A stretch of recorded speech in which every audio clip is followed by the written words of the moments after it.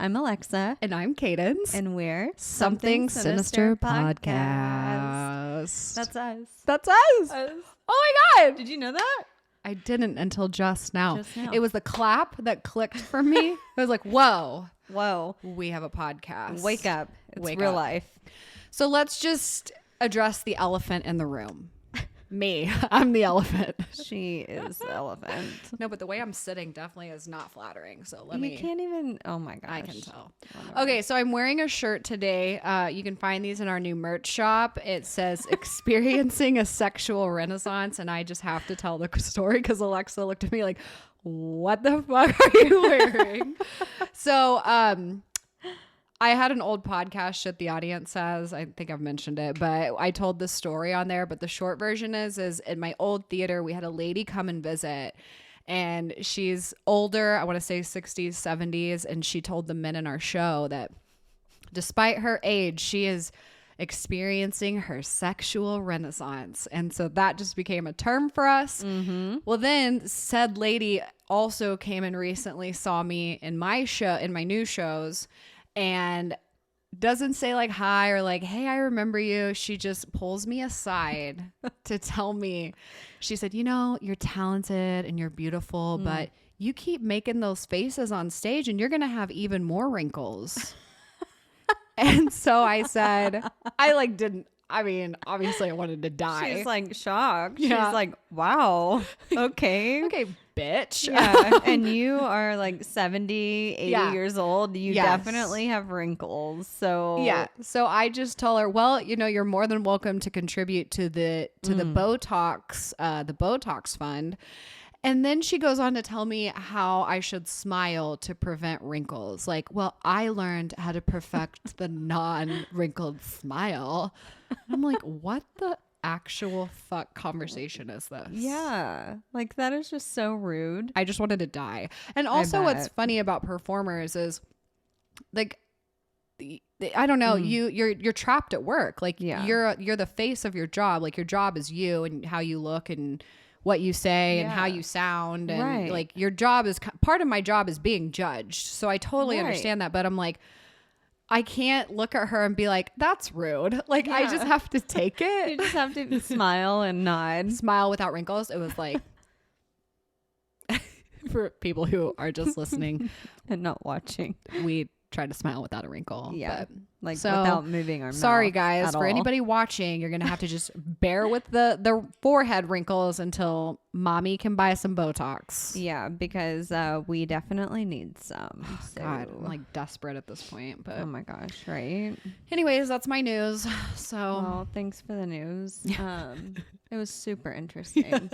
It really was. No, she literally walked into my house and I'm like, what the fuck are you wearing? Like, what is it was that actually her shirt? brother who was like experiencing a sexual renaissance. I go, let me explain. I'm not guilty, I swear. But I kind of am. Kinda am. Oh, like, fucked Oh up. gosh. Anyway. So yeah.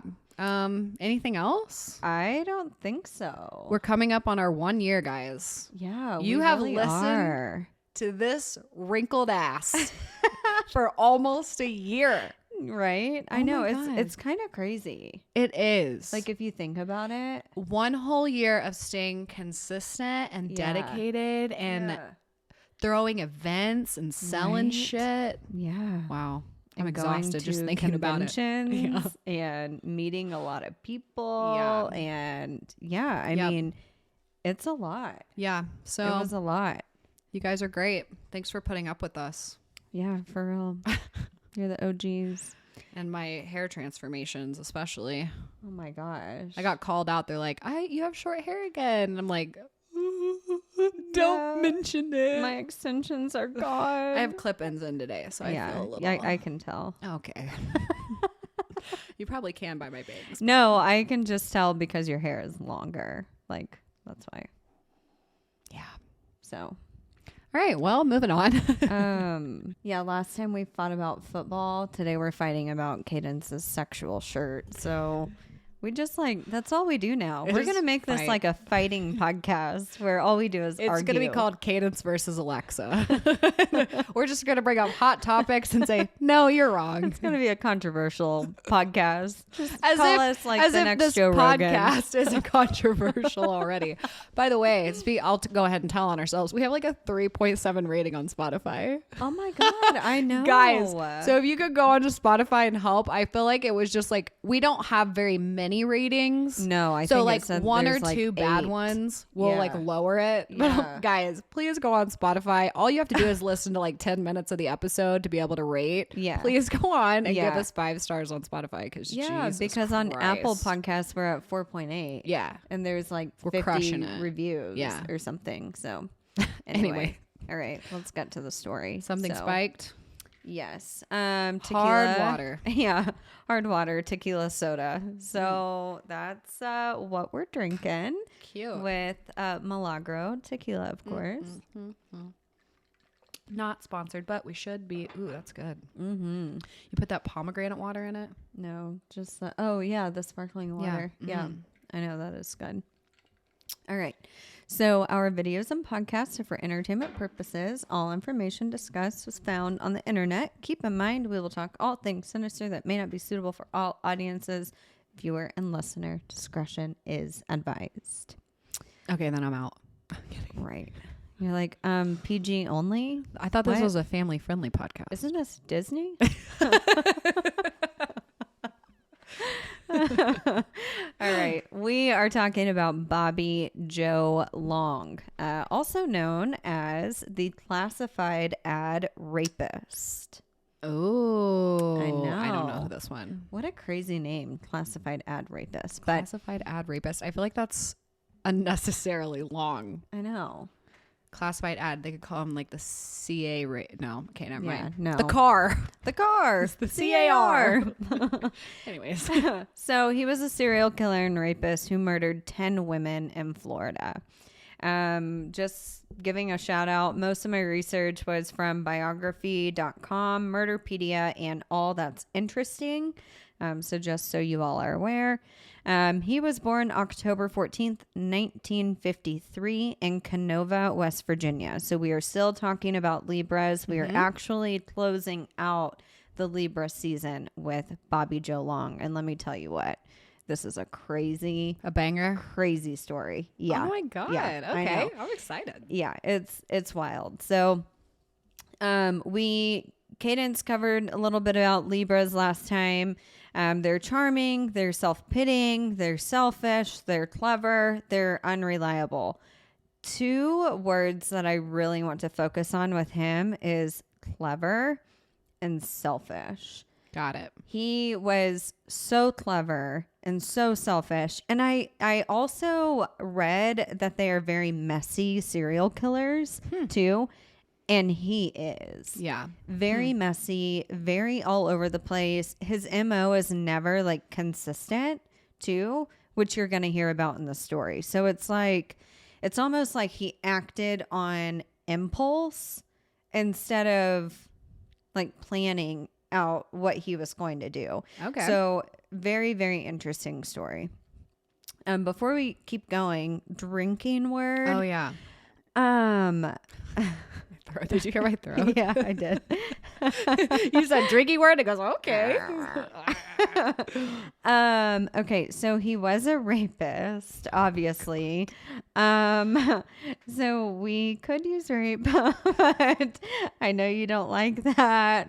There's something about using rape as the drinking word, even though we use murder and You know what? We're using rape today, Okay. guys. cancel her. She chose this, not me. You're the one who talked about kids last time, so I'm talking about adult rape this time. Anyway, anytime you hear the word rape, take a drink. If you're 21 and older, hopefully you're drinking alcohol and not sipping on your baba. Your sparkling water. Right.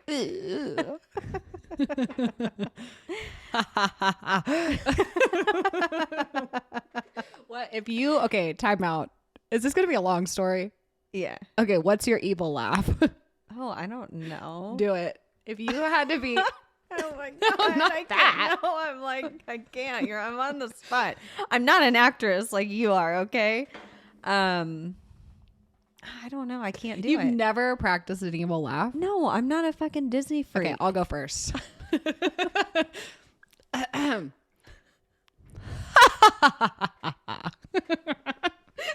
cut out the last part.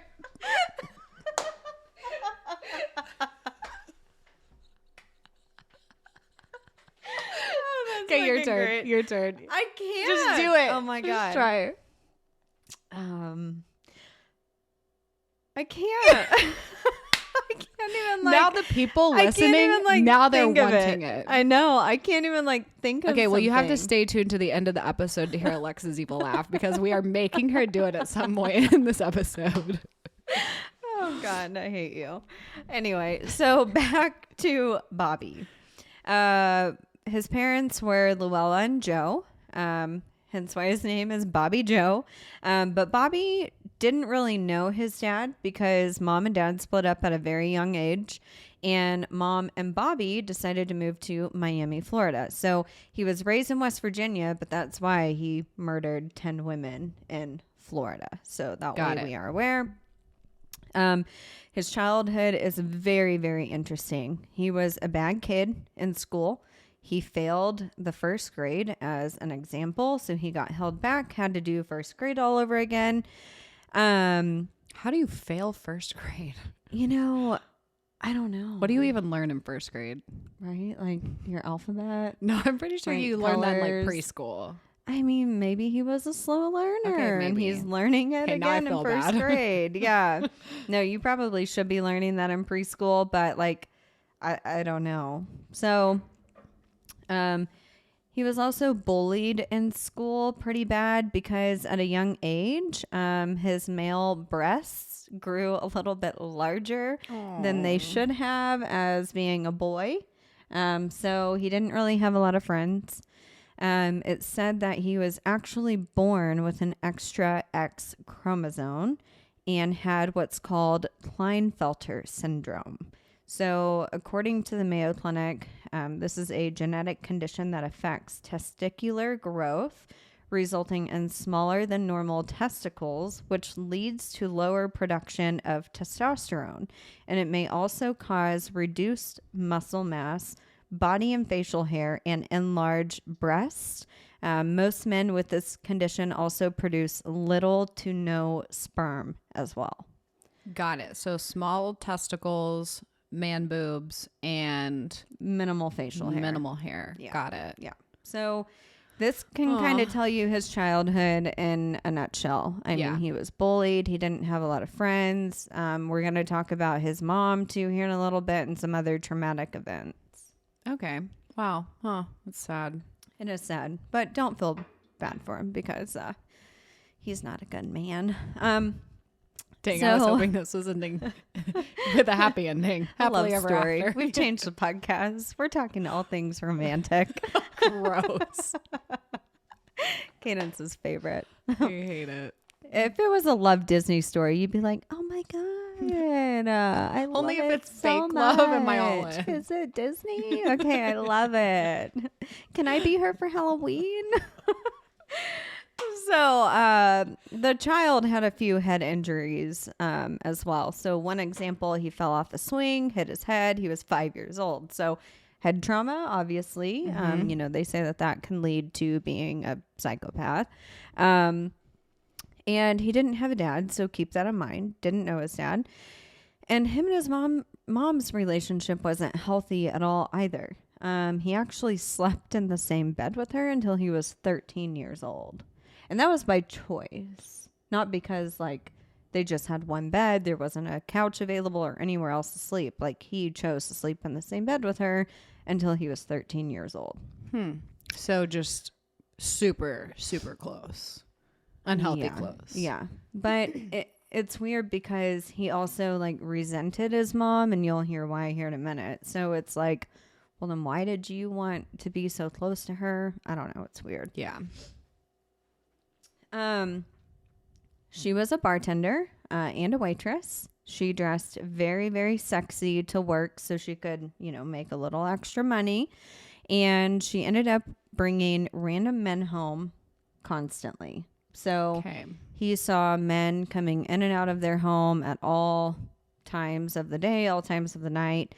And it said that this is when the resentment towards his mom and women in general started. Yeah. So he didn't respect his mom, didn't respect, who she was as a person, that she was, working and maybe doing those things to support her kid, whatever the case may be. So wasn't really close to mom after that. Ended up deciding to enlist in the Army after high school. And this is when also he decided to marry his high school sweetheart. So her name was Cynthia. And in 1974, he's 21 at this time. So keep in mind, he was held back. So he did graduate a little bit later. But he went to the Army, obviously, and married her. They ended up having 2 children and quickly realized that being parents was very stressful and hard work. So shortly after they had the 2 kids, he was hit by a vehicle while on a motorcycle. And he was hospitalized for weeks after this. Ugh. So we're talking about a lot of trauma that he has experienced, not only as a young kid, but now as a young adult. I mean, he's like 21 years old. Jesus. Yeah, early 20s. So gets hit on his motorcycle, another head trauma, obviously. He's in the hospital for weeks. And apparently this is when he starts becoming violent towards his wife and children. He also develops, while in the hospital, a very dangerous sex drive. So it said that he was in a full body cast in the hospital because he got hit on his motorcycle and almost died. He somehow found a way to get out of his cast and jack off all day. It said, the clinician said that he would masturbate up to 10 times a day the hospital. Oh my God. Yeah. Well, you obviously weren't in that much pain if you could finagle out of a body cast to jerk it. To jerk off. Oh, so, my God. Yeah, and it's also said that Cynthia, his wife at the time, was like, what the fuck are you doing? Who are you? And why are you doing this? It's funny. I was going to say, how come head injuries have to make people so aggressive? Why can't it be the opposite? Why can't it make you so nice, more loving? Yeah. Maybe overly sympathetic. Yeah. But then you said the jerking off part. And I'm like, well, I guess. Right. I can do that too. Violently jerking off. Violently. I mean, crazy. So this is also when they say his sexual sadism started at this point in time in his life. So keep that in mind. So, we've heard a lot happen in his life thus far. Cynthia, had enough. She said whenever he came home, he was out of the hospital, he was healed. He was just so violent towards her and the kids. And her last straw was whenever he choked her unconscious and slammed her head against the TV. She said she said this, and quote, "When I came to, I was on the couch. Of course he was there, crying. I'll never do it again. I'm sorry." But then the next words were, "When you drive yourself to go get stitches, if you tell them what really happened, I'll kill you when you get home." Oh my God. And how many kids do we have at this point? 2. Do we, and about how old? They are now probably 3 and 5. They're seeing all this too. Oh, 100%. Anybody that's going to say that is also not going to take the time to make sure the kids are in the other room. No. Yeah. Oh, I hate, okay. Yeah. Yeah. So this kind of tells you the violent rage that he had developed and that she was experiencing. So she ends up divorcing him in 1980 and took the kids with her, thank God. So they were only married for 6 years. So at this time, he's 27 years old. God. Yeah. Can you, I hate, that's so sad. I know. Hey, while you go take yourself to get stitches after I just beat the fuck out of you. Right. Right. Ugh. You better not tell him what actually happened or I'll kill you. So scary. I know. So Bobby ended up moving in with a female friend shortly after this because like he couldn't pay the bills by himself and everything was just kind of a lot to take care of the house and stuff like that. So he moved in with this female friend of his. Her name was Sharon. We'll talk a little bit about Sharon later or here pretty close. The next year, 1981, he answered a classified ad for handyman type of work. Oh, God. He arrived at this woman's house, saw that she was alone, asked if he could use her bathroom, and this is when he decided to take out his rape kit. Oh, he has a kit. Oh, yeah. Wow. Okay. So this It's no other premeditated. offenses. He just decided, I'm just going to start today. Today's the day. Today's the day. Yep. So he obviously robbed her and ended up raping her. And shortly after he was caught for this, because the woman, I mean, he didn't have a mask on. Like, she recognized him and she was like, well, he called me for handyman type of work. Like, he answered this classified ad. Here's who he is. And so law enforcement caught him for it. He was arrested. He ended up requesting a new trial. And whenever he did this, the charges were later dropped because the woman did not want to testify against him. Oh my gosh. I feel like that's in every story. I know. Feel like every story we tell that happens. For real. It's like how many I don't understand. We've talked about it like every episode, but it's like you clearly see that this guy has problems. And that he did it. That he did it. And she identified him by his face. And you're going to drop the charges because she won't testify? It doesn't make any sense to me, but it's also said during this time that he was indeed raping his roommate, Sharon, at the time. And she was terrified of him. So she never said anything until way later on. Can you, not getting out. Like, you're just the roommate. Yeah. And you were nice. You were a friend. You let him come and live with you because like he had no other place to go. And then this is how you treat her. Yeah. And she's that scared that she like can't do anything about it. Right. I mean, I can only imagine if he treated his wife, the way that we heard, how he's probably treating this woman. He's probably beating her too and telling her that if she says anything, then he's going to kill her. Yeah. So I can only imagine she lived in fear. So in 1983, 2 years later, he is now 30 years old. He moved to Tampa Bay, Florida. This is when things kind of escalate. He sent an inappropriate letter and pictures to a 12-year-old girl. Yeah, like naked pictures. And it said that like he didn't know the girl. It was just random. Like he followed her. I think he followed her like riding her bike one day and saw where she lived and like mailed the shit to her. And the parents like obviously checked the mail and saw it and was like, what the fuck? So that was so scary. Yeah, terrifying. So because of this, he was arrested shortly after, but only sentenced to probation. Yeah. Only sentenced to probation at this time. Don't do it again. Yeah, basically. Slap on the wrist. If you do it again, then you're going to go to jail for a week. But until then, here's probation. Seriously. It's sick. It is. So after he got off the hook for this, he kind of knew that he could get away with whatever he wanted to do. So this is kind of when things start escalating a little bit.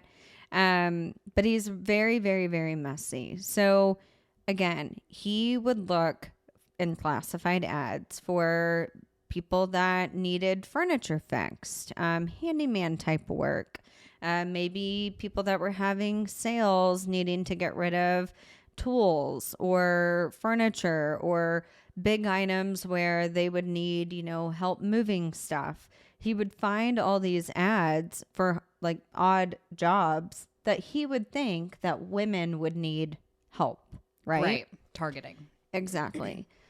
So he would go to their home, find out that the women were home alone, right? And do the same thing. He would ask to use their restroom because he knew that this worked. Whenever he would go into the bathroom, he would pull out a rape kit.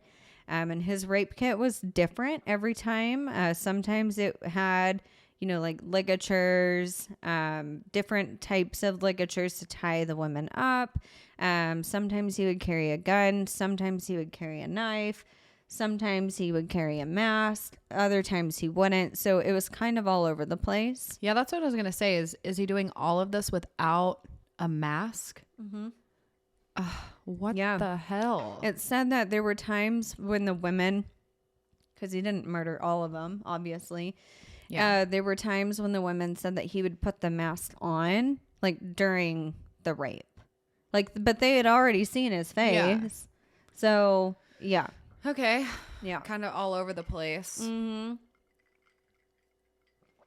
So, it said that, obviously we jump forward to 1983, but it is said that between 1981 and 1984, he answered over 50 classified ads and raped over 50 women. Oh my God. Yeah. And if these women are able to identify him, I mean, even if half of them, even if 5 of them, 3 of them turned him in. Yep. Like, how is he able to keep doing this? I don't know. That's an ungodly number in a matter of what? 3 years. 3 years. 3 years. Damn. Yeah. So March 1984, he was getting a little bored with the rape, unfortunately, and decided that he would commit his first murder.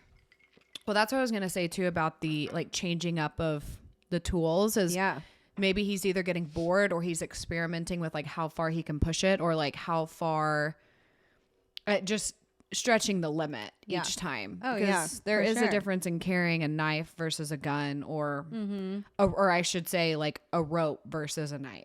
Oh, for sure. So 100%. And, from the witness statements that I read, he didn't beat the women that he ended up raping, right?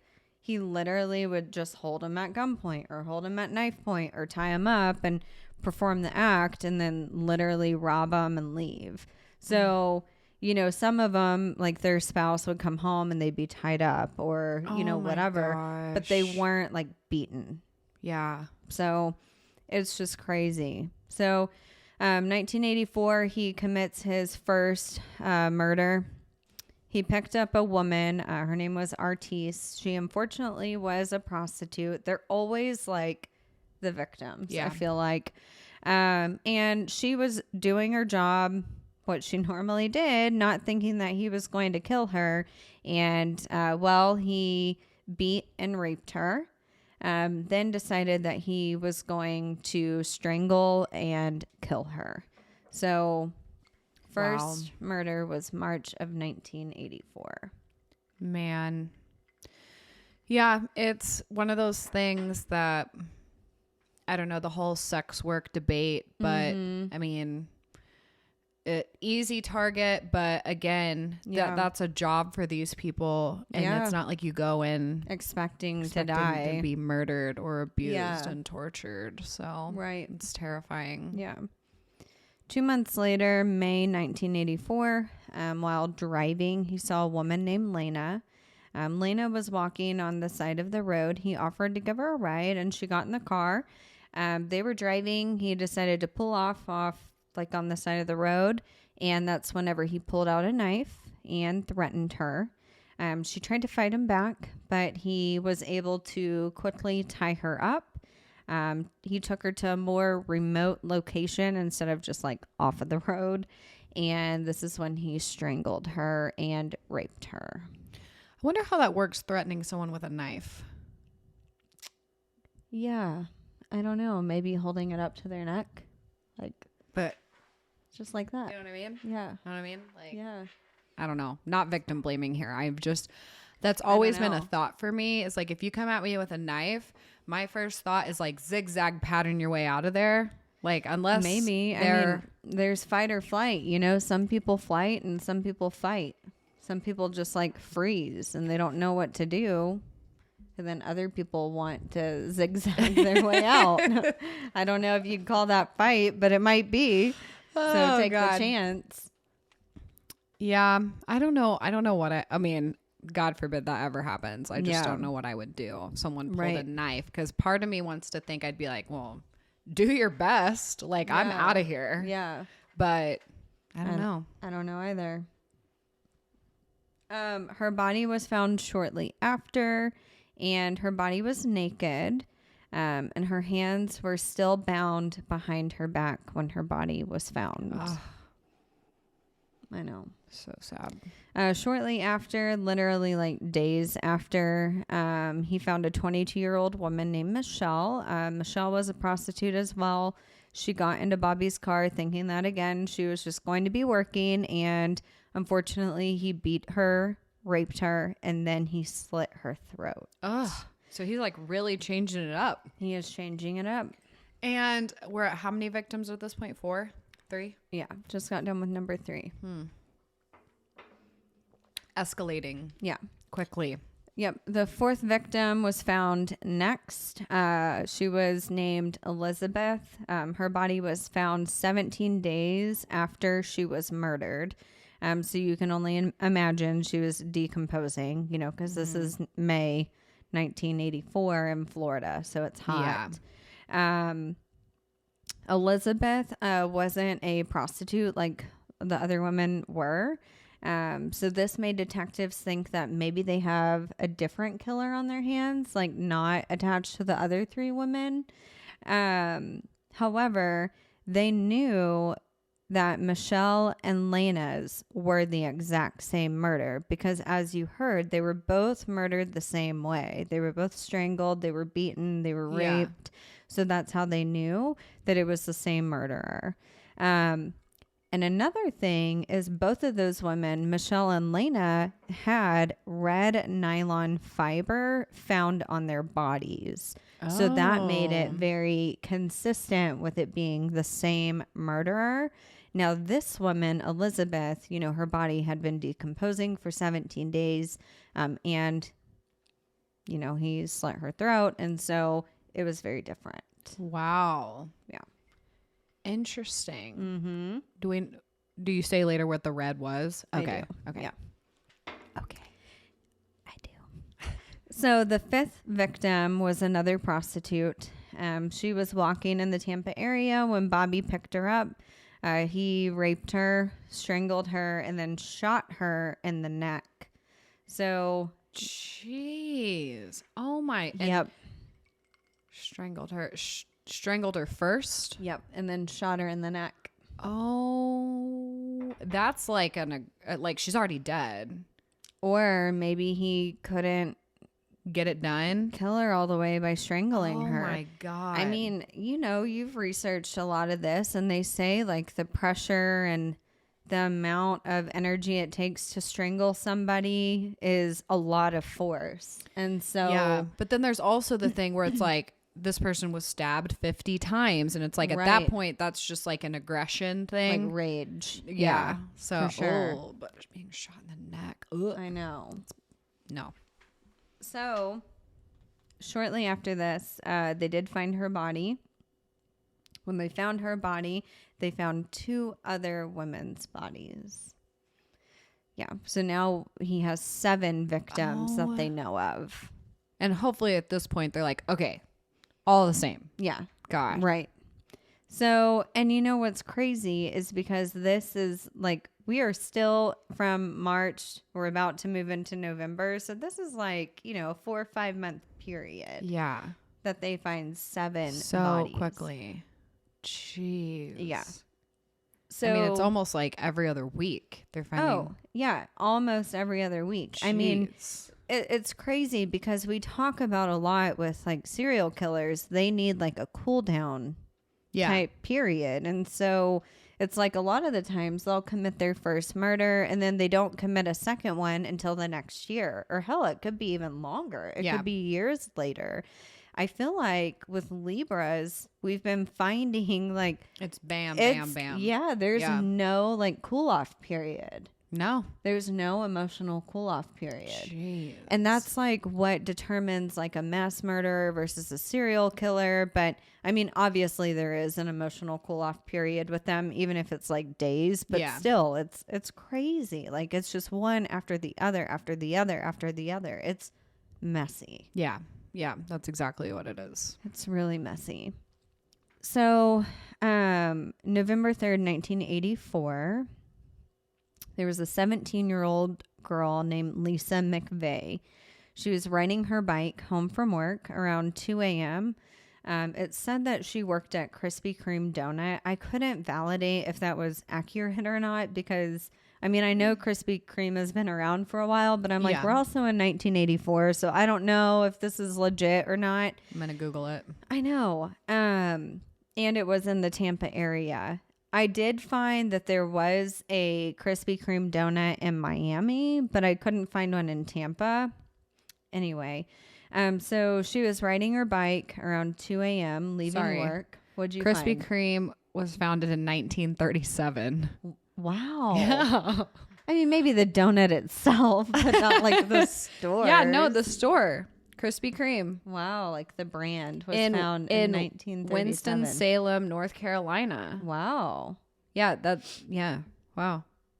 So maybe there was a store in Tampa in 1984. Yeah, that makes sense. I'm like trying. So whenever we got a Krispy Kreme in Springfield, I mean, I was in high school.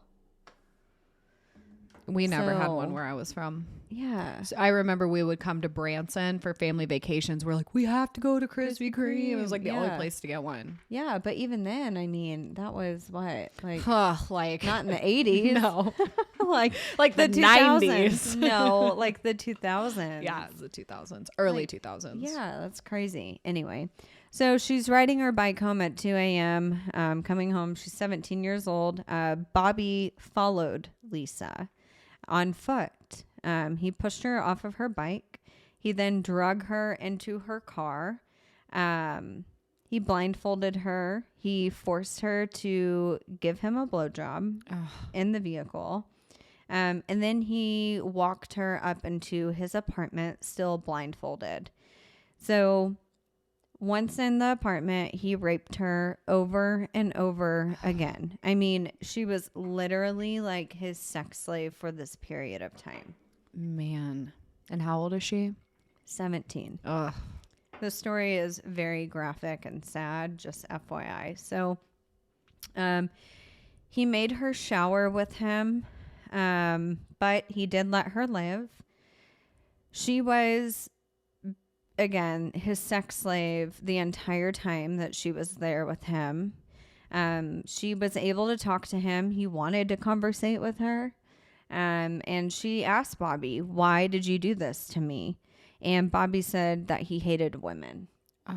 That was his response. I hate women. She says that he vented to her about the problems that he had, not only with women, but just in life as well. Man. He said he never had a healthy relationship with women. And so Lisa, 17 years old, offered to be his girlfriend. She said that she wouldn't tell anybody what he did to her and that she would forgive him. Oh. She told Bobby that she had a very hard life too. And at this time, she's just trying to connect with him, right? So that way he doesn't kill her. Yeah. And very smart, very smart.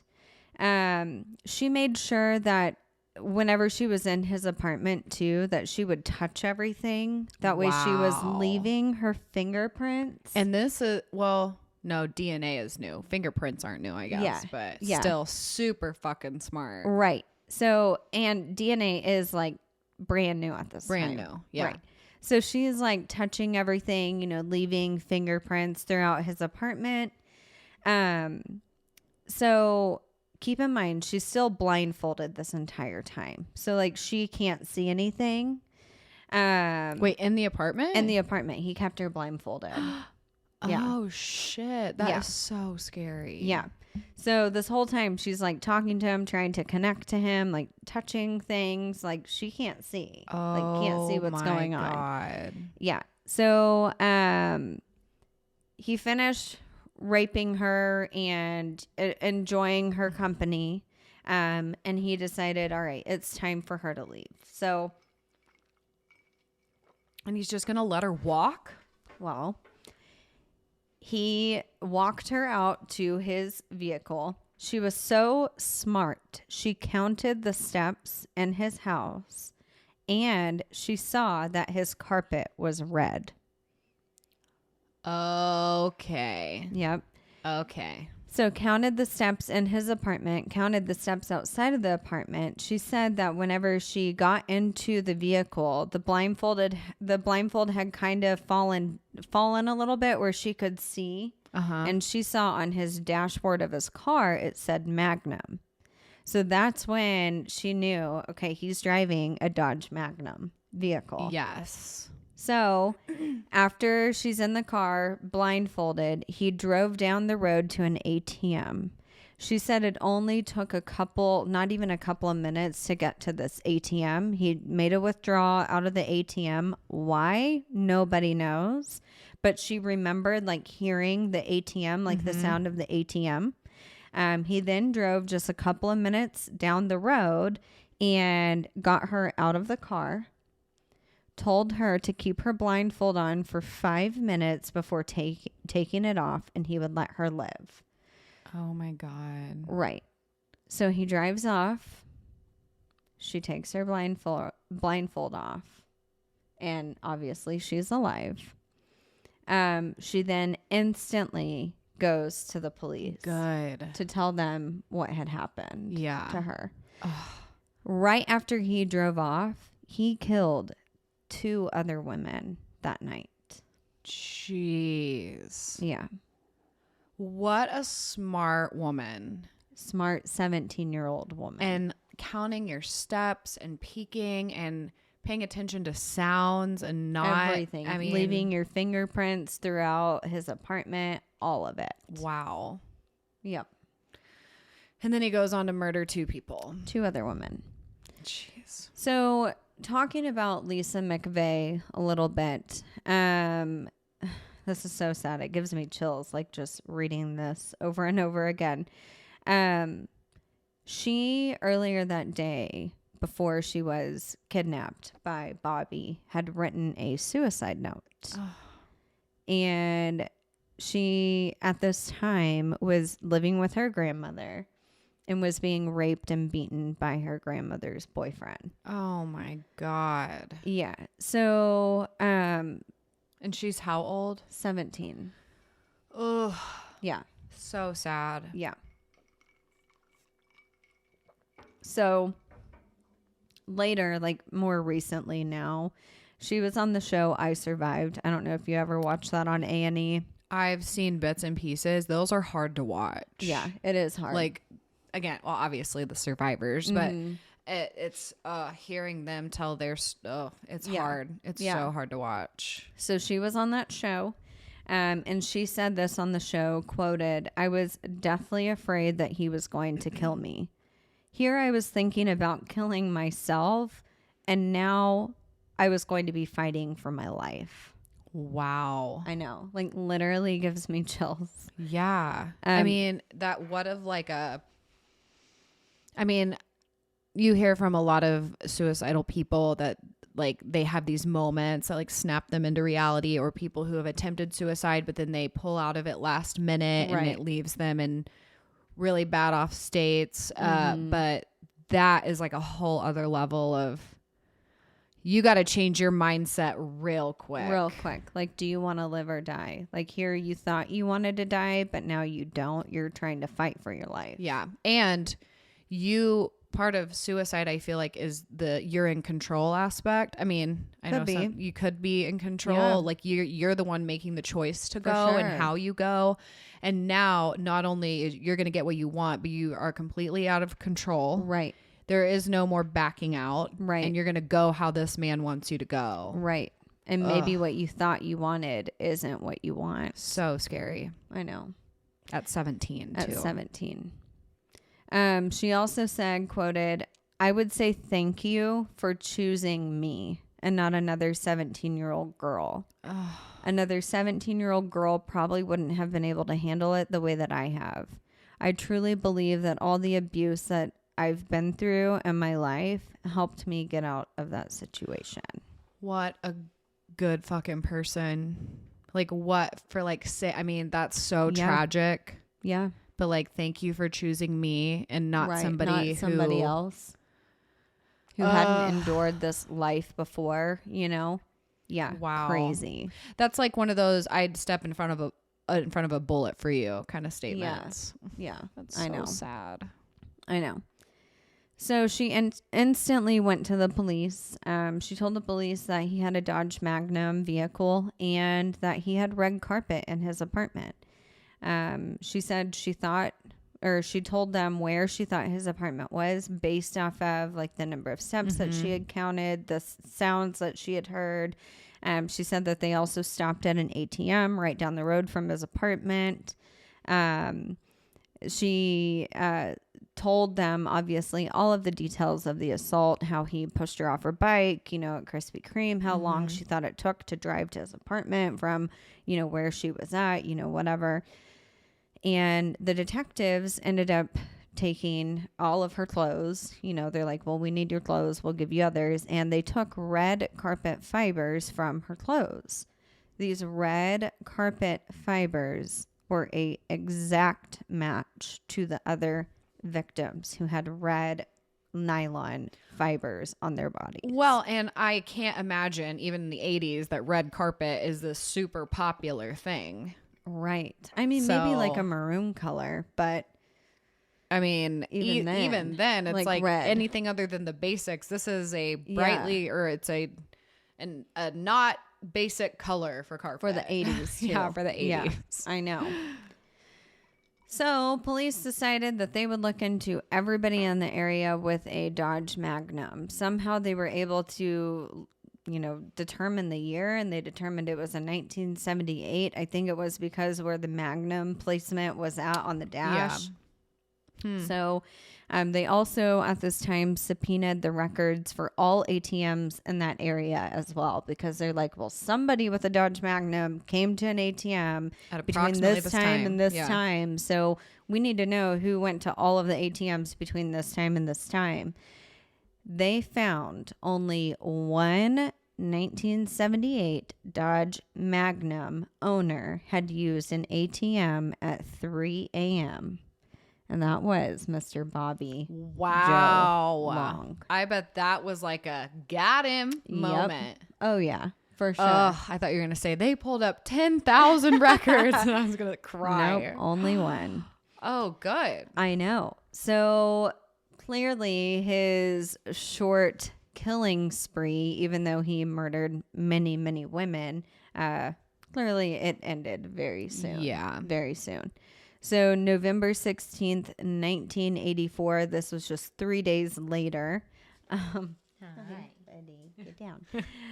The cops went straight to his apartment. They set up surveillance for 24 hours, and they arrested him for the kidnap and rape of Lisa. Wow. Holy shit. Yeah. She did good. Mm-hmm. She did good. Mm-hmm. And we're going to talk a little more about her in a minute. But he instantly confessed to literally everything and everything about what he did to Lisa, but denied everyone else that they were accusing him of. However, once the detectives told them, like, dude, we have all the evidence. Like, yeah. Your carpet fibers were on women's bodies. Right. So what did he do? He confessed. He's like, okay, yeah, I did it. So he told the detectives literally everything that they wanted to know. It was said that like the detectives could not get him to shut up about everything. He was just like reliving reliving it, bragging about it, being very selfish. Ugh. Like didn't even care. Like, didn't even care what he had done to these women. And his excuse was always that he hated women. That's what his excuse was. Yeah, okay, clearly let's get past that. Like, Yeah. why? Like, we know that you hate women. Like, obviously you hate women. That's a given. Why you did what you did. Oh my God. Yeah. So he confessed to the murders of 10 women. Detectives also confirmed this. He only pled guilty to 8 out of the 10 murders because 2 of his victims' bodies were not found at the time of trial. Oh. Yeah. So, he did receive 28 life sentences for murder and rape. And then the other 2 women's bodies were found after he was already sentenced. So, just keep that in mind. Yeah. Because he did confess to killing 10 women. But detectives think that he could have murdered more women. These were just 10 women that were in the Tampa Bay area. Like, they didn't even expand the search outside of Tampa Bay at this time, just because, like, they were so focused on 10 women being murdered in this short period of time in the Tampa Bay area. Well, and like all of those house calls. Yeah. I mean, no telling. Right. So, Right. So, May 23rd, 2019, Bobby was finally executed by lethal injection. Lisa McVeigh went, and she watched his execution from the front row. Nice. Yeah.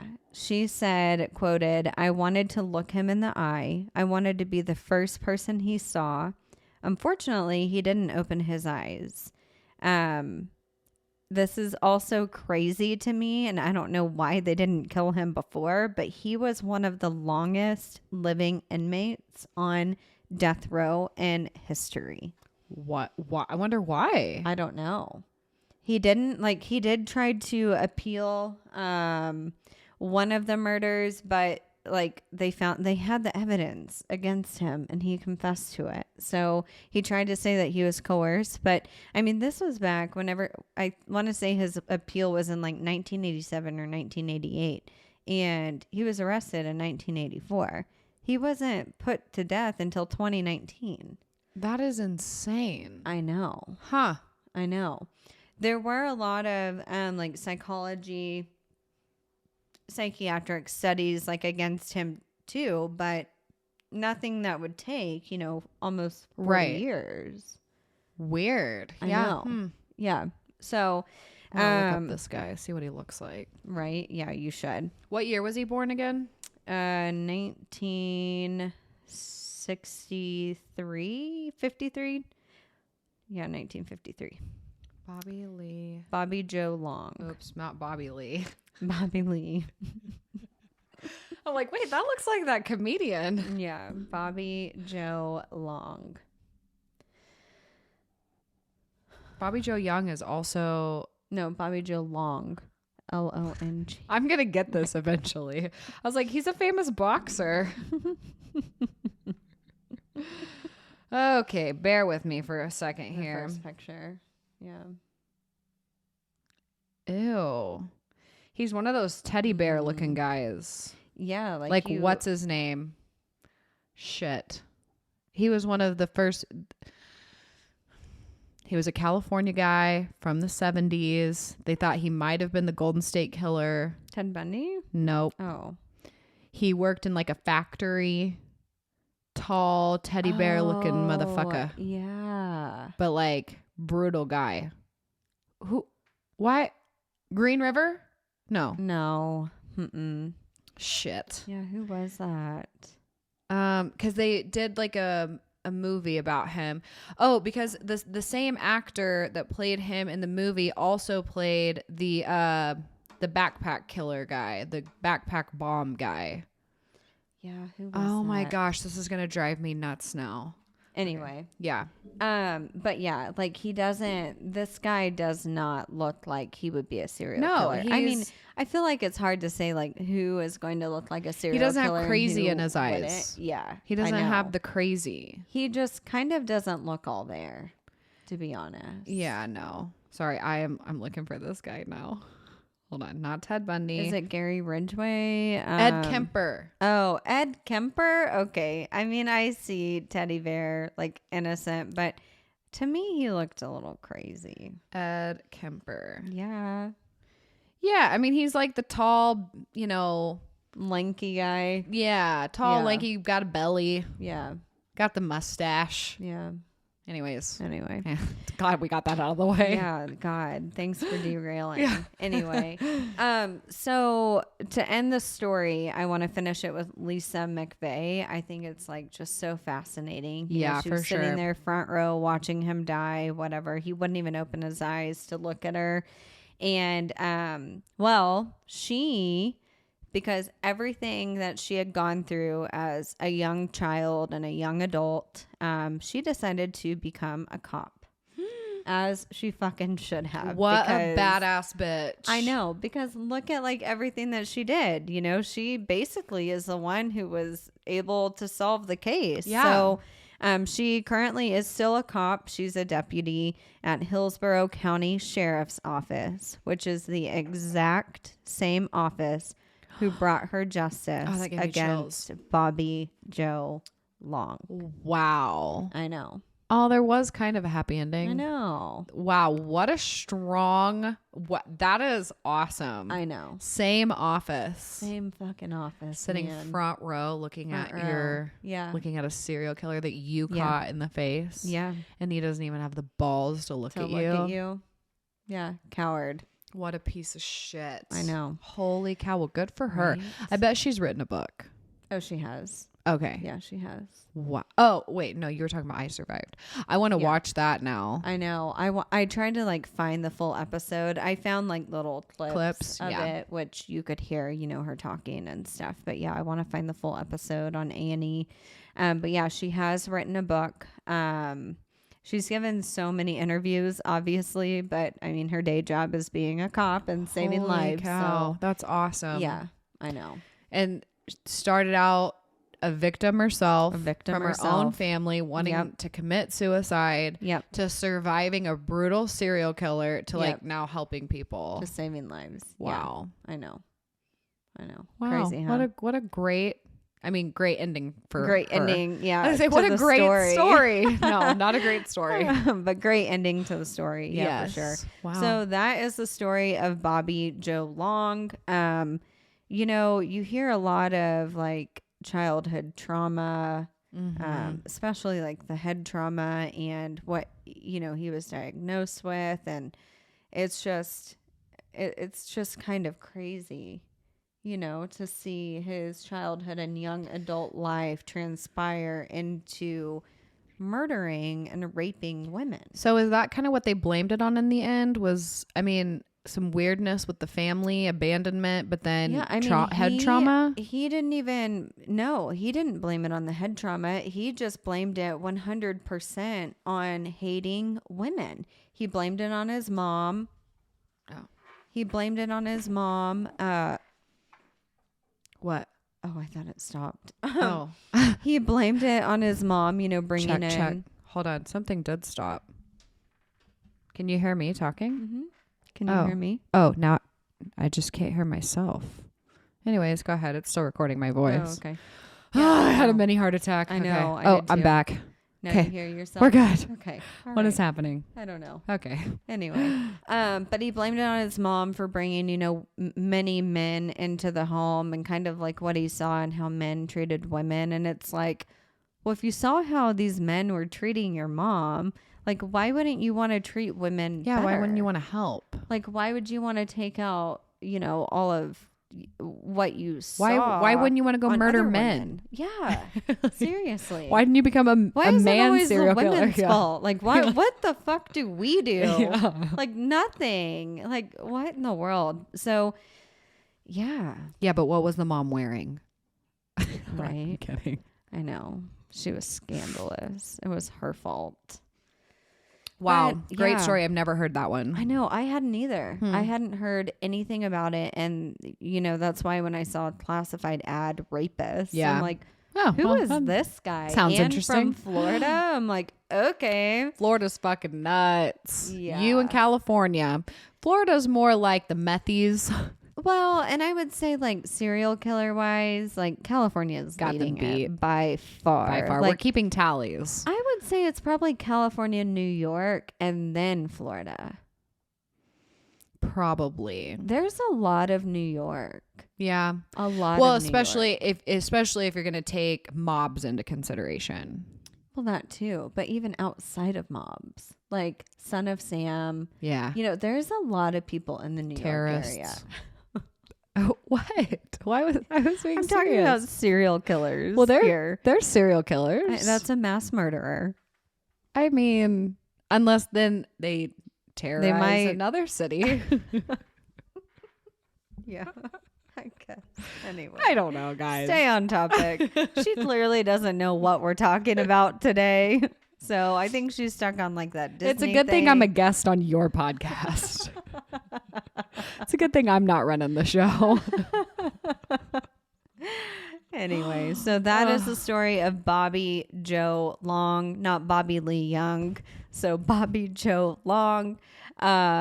Yeah, we are available on all podcast platforms. So as you heard, if you listen on Spotify, even if you don't, listen for like 10 minutes. I don't know. And rate On the Spotify, you podcast. have to actually listen for so long before you can rate, which is great in some cases and not great in others. Right. But please, if you're listening on Spotify, give us a 5-star review. If you're on Spotify and you hate us, just exit the app. Yeah. Just don't do anything about it. Just exit the app. But before we go, most importantly, where's your evil laugh? Oh, I'm not doing Yes, that. you are. I Yes, you can't can. do an evil Come laugh. up with one. Oh my God. You have to. These people waited an entire podcast where we drank to the word rape. You have to do. Okay, do yours again. Okay. So I can hear. I'll change it. Okay.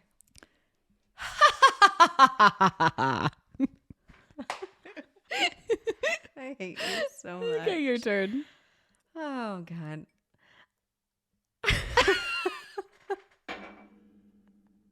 I can't. I don't even know how to like change my voice do like like that. just laugh really deep. She did it. She did. That was great. I can't even I don't even know what to do. This bitch like changes her voice on a daily basis, and here she's having me like following her footsteps. Oh my God, I love it. Actually, Alexa's the real performer. We've been lying this whole time. Yeah. I work in much. medical sales and organized nursing homes, or whatever Alexa does. I sit and I lead meetings on Zoom. And I am a Branson entertainer and an 80s show and an Elvis show. So, Love that for you. and I was once a Disney princess. Once Wanna be. I am.